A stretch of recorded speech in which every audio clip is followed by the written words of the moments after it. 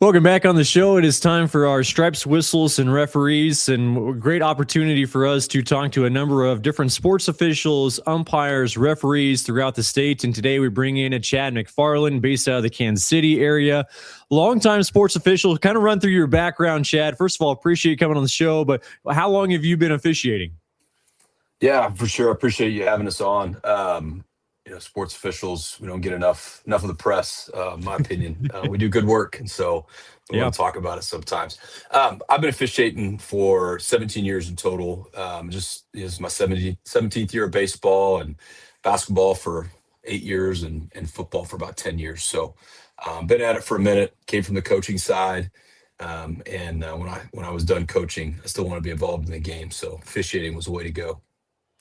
So for you, like once you realize, okay, yeah, I do want to do some officiating, what was the process like? I mean, was it an easy transition after coaching for so long, or what'd you have to learn? So I came from the coaching side, and when I moved to Kansas City area, was looking for baseball jobs and just wasn't anything open. So wanted to stay involved.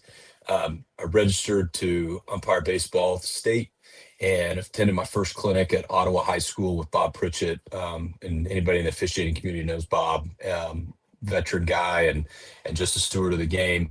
And so attended my first clinic down there and started working some baseball, sub-varsity baseball that spring, and just immediately fell in love with it. Realized that I could still be involved in the game. And as a coach, you have to work with practice schedules and individual lessons on the side sometimes, and dealing with parents' issues and playing time and all that. And as an official, you get to be involved with the game. You're still out there. You're working hard, having a good time, and then you get to go home at the end of it. So didn't have to worry about any of that. It was great. Yeah. What's the ongoing education like for you? Whether it's, new rules that come out or just making sure you stay polished, but also just kind of seems like all the officials I've talked to, it seems like it's an ongoing learning experience. Yeah.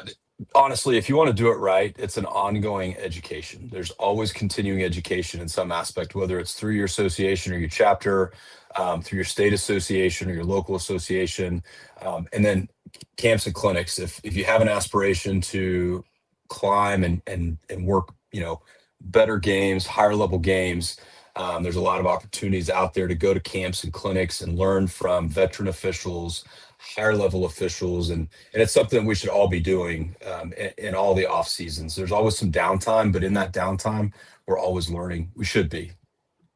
How long did it take you to feel comfortable? Let's just stay with baseball. Like, was there a certain point where you felt like, okay, yep, I feel good out here?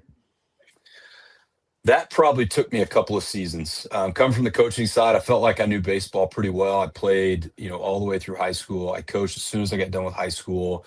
I've been coaching for a long time, and I thought I knew baseball pretty well.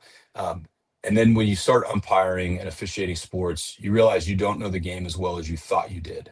There's a completely different aspect to the game. Whether it's baseball or basketball or football, it's a completely different aspect as an official that you see that coaches and players often don't see and they don't understand exists. And so you have to learn to work within that aspect of the game as well as working with the coaches and the players to help them understand it at the same time. So it took me a couple of seasons to fully understand the different side of baseball from the umpire side of the game.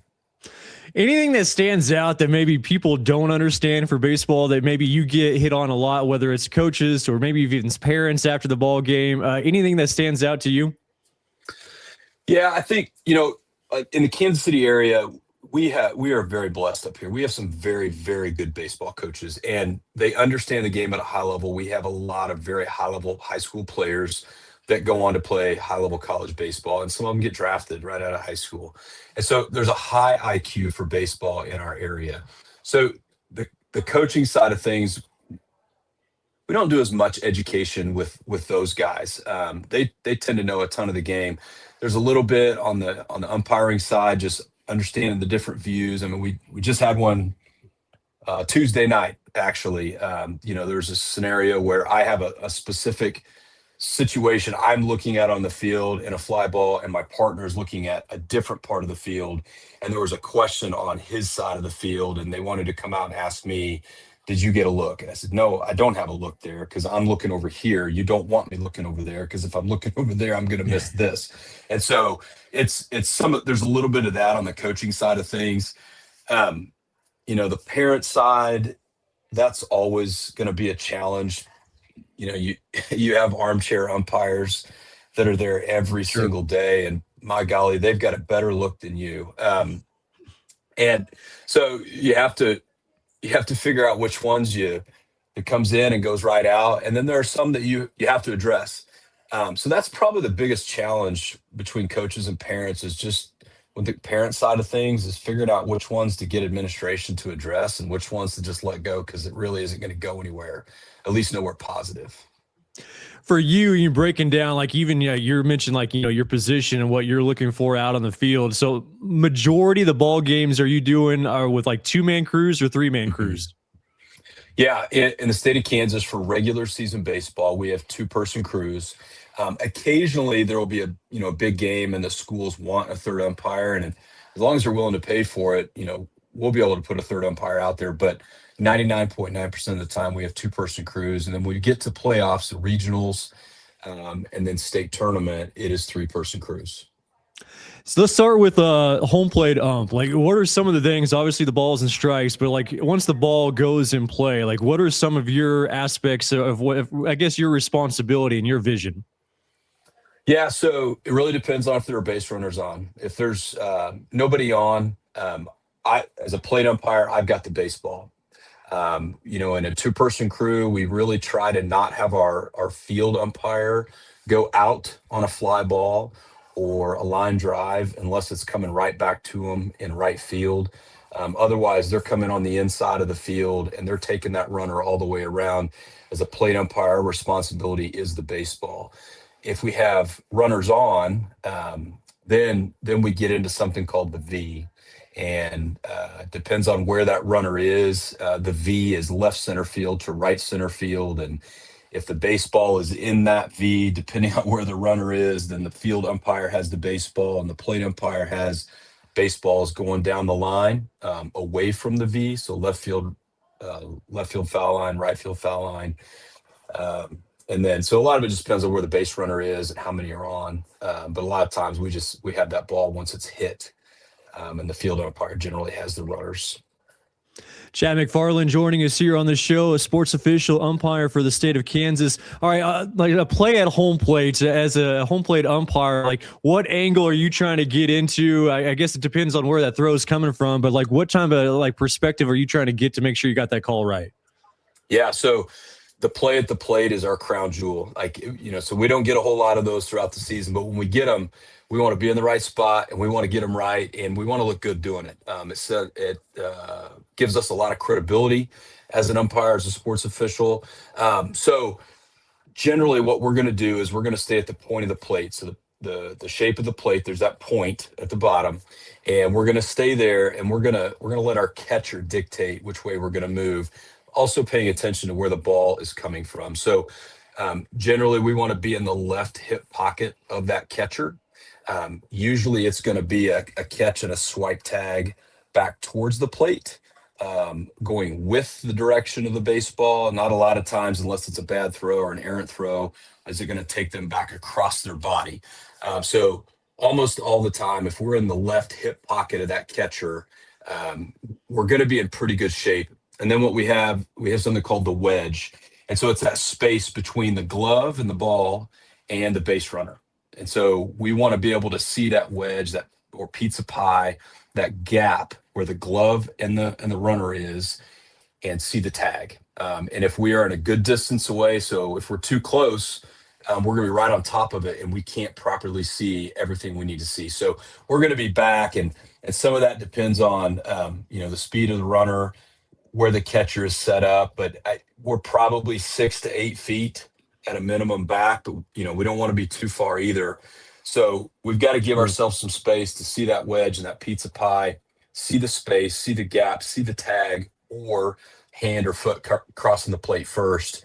And then we're just going to give a good pause and a count, and then we're going to say for out. When it comes to balls and strikes, I mean, to me, that seems like probably the most challenging thing. Maybe you can disagree, but like that seems like the most challenging thing as a home plate umpire is just figuring out that strike zone. Like for you and like your years of experience, like do you just have like an imaginary frame that you can kind of visualize when each batter comes up? Some people would disagree, but there's a high school strike zone and there's a college and an MLB strike zone. It's just bottom line. Um, so we use the bottom of the kneecap, and then there's some debate on the height of the strike zone. So by the book, it's to the letters of the jersey. That's a really tough pitch to hit, and nobody wants that pitch called. A lot of us will use that belt, that belly button area to the high end of the strike zone. Anything above that's just a really tough pitch for everybody. It can make it a long day because again, nobody wants that pitch called. But just trying to stay within the confines of the edge of the plate, maybe a baseball or a half a baseball off the edge of the plate, but really staying within that bottom of the kneecap to the belly button area. And then maybe a half a baseball or so off the edge of the plate. Either way, that's going to put you in a good spot to be successful.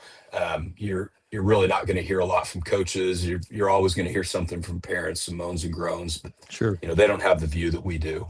They never will.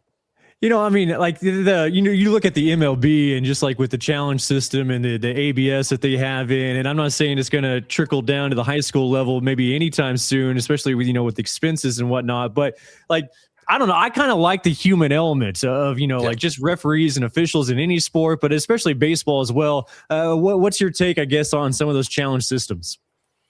Yeah, I think there's a time and a place for it, but I don't know that balls and strikes. I think, as being credible sports officials, whatever sport it is, the professionals, they want to get it right. And so they're not out there to sway the game one way or the other because they've had a bad day or, their buddies coaching over here. We just don't do that. We know, been doing it for 17 years now. I know most of the coaches and I'm friends with some of them. But that doesn't come into play. We're there to get the job done, do it right, and give everybody a great experience. And if we're leaning one way or the other, that's not going to happen. So to that point with the ABS or some of these robotic things that are coming in, the AI things that are coming in, it does take some of that element out of it. But if we take the fun and the human interaction and the relationships out of that sport, it takes the fun out of it. People, the kids aren't going to have a good time with it because now all of a sudden it's automatic, one way or the other. And there's an emotional aspect to that. And sometimes we do get the call wrong and the kid gets excited and emotional, and we have to have that conversation. It's okay, right? And good officials will own up to it. They'll say, you know what, I may have missed that. I'm going to do better next time. I'm going to get that for you. And I think people appreciate that. And if we take that part out of the game, there's nothing to look forward to. We know exactly how it's going to get called right or wrong, and the emotion is the emotion is going to go away. And that's one of the best part about sports is the emotional side. And if we don't have anything to be emotional about, what are we doing? I agree. Hey, Chad, really good insight. I appreciate your time. You bet. Thanks, Cole, for doing what you do. You bet. That is Chad McFarland, longtime sports official umpire for the state of Kansas. We'll have more of the show right after this.